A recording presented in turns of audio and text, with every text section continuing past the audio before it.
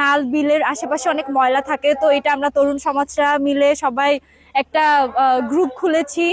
তো ওইখানে হচ্ছে আমরা সবাইকে উদ্বুদ্ধ করে হচ্ছে আমরা এখানে আসছি সবাই মিলে। আজকে সকাল থেকে আমরা এখানে কাজ করতে আসছি, পরিষ্কার পরিচ্ছন্ন করতে, আর এলাকাবাসীদেরকে হচ্ছে সচেতন করতে আসছি। আমরা আমাদের যে খাগড়াপুরের যে নদী সেটাকে আমরা পরিষ্কার করতে আসছি, কারণ আমরা যখন ছোট ছিলাম তখন এটা এত দূষিত ছিল না, যখন এটা যেমন এখন মানে এত দূষিত।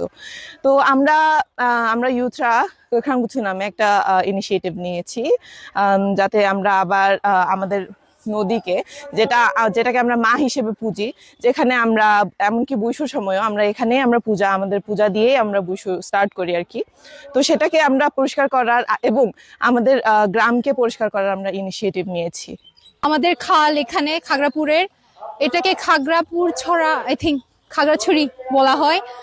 এখানে অনেক বছর ধরে ময়লা আবর্জনা ফেলে আসতেছে অনেকজন পাড়াবাসী এলাকাবাসী। তো ওই ময়লা আবর্জনা আমাদের পরিবেশ দূষণ করতেছে, যেটা কিনা অনেক বিপজ্জনক মুখী হচ্ছে সামনে গিয়ে। তো সেজন্য আমরা উদ্যোগ নিয়েছি যে এটা আজকে পরিষ্কার করব কিছুটা যত পারবো। এখানে আমরা অনেক বছর ধরে ময়লা দেখছি, কিন্তু পরিষ্কার করার মতো কেউ নাই। আমরা আমাদের উদ্যোগে এখানে পরিষ্কার করতে এসেছি। আমরা চাই শুধু আমরা না, আমাদের সারা বাংলাদেশের জেন জি যারা, তারা এরকম কাজে নেমে পড়ুক।